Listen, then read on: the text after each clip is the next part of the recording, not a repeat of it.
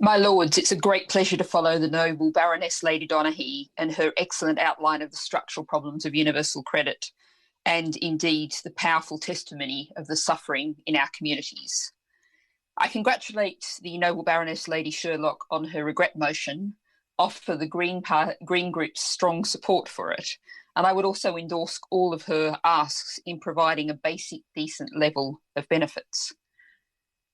I think many noble lords may well have seen a photo that was widely spread on social media yesterday.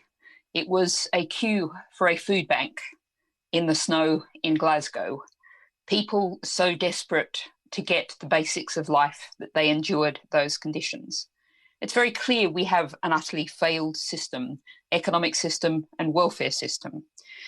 The noble lady, the minister, may well be aware of the report out this week from McKinsey and Co., an interesting international comparison that shows that countries like the US and the UK, with very minimal welfare provision, have actually had to pay out huge amounts more money in the conditions of the pandemic. And we are, of course, in an age of shock. We can only expect more shocks.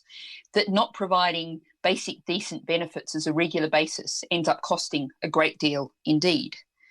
And I thank the noble Baroness Lady Altman for making a case for a simpler system of benefits. She highlighted the difficulties of what you might call the old regime of a mix of benefits. But we've also heard from the noble Baroness Lady Sherlock about the incredibly complexity that disabled people are facing in the situation of the severe disability premium that we're addressing today. I think the noble Baroness Lady Altman laid out very clearly the case for a universal basic income. And I would ask the noble lady, the minister, one direct question I'd really appreciate an answer on. Is the government finally considering this obvious, simple, clear, fair solution that means no one falls through the gaps?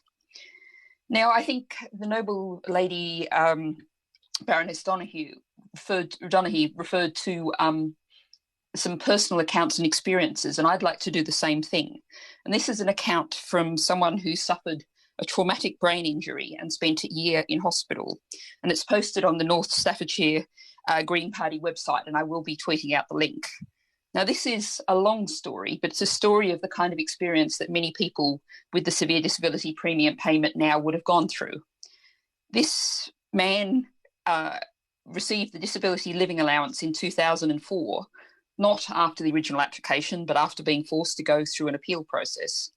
And that was awarded for life in 2004. A decade later, of course, that was replaced by the personal independent payment. And this man had to reapply. And I'm going to go now to a few of his own words here, because I think we should listen to these experts from experience. And these are his words. We entered a small, dimly lit room with a young male assessor. He told me he'd worked in mental health for several years, to which I replied, good, you'll be able to understand my brain injury. I left the assessment extremely tired, but rather dazed. It was only a few weeks later, when the award letter arrived, I realised why I was feeling dazed. Everything in the assessment conclusion letter was a blatant lie. I wasn't bothered that I'd been declined. I felt demoralised and degraded. I revealed to the assessor some of my most intimate moments. As I was reading the assessment through, I thought I had been contradicted with some of the information made up. It was at this moment that I realised I'd been interrogated, not assessed. This sent my mental state of mind tumbling into an abyss of depression. You can appeal, I was told. How can you appeal blatant lies, I thought, and did not appeal. Now, many members of your Lordship's House will be well aware that the recipients of the severe disability premium are people who've been through experiences like that, often again and again. And yet we're subjecting them to the level of complexity that noble lady Baroness Sherlock outlined. Now, these payments exist because our society is discriminatory. It doesn't exist in ways that meets people's need without needing special extra payments because of their disability. As I pointed out in the second reading of the Financial Services Bill, if we make a society that works for those who are vulnerable, we make a society that works well for everybody. Because, of course, all of us are only one accident, one medical emergency, one crisis away from needing payments like this, and knowing these payments are there reliably, certainly, and sufficient is vital to all of us. Thank you, my lords.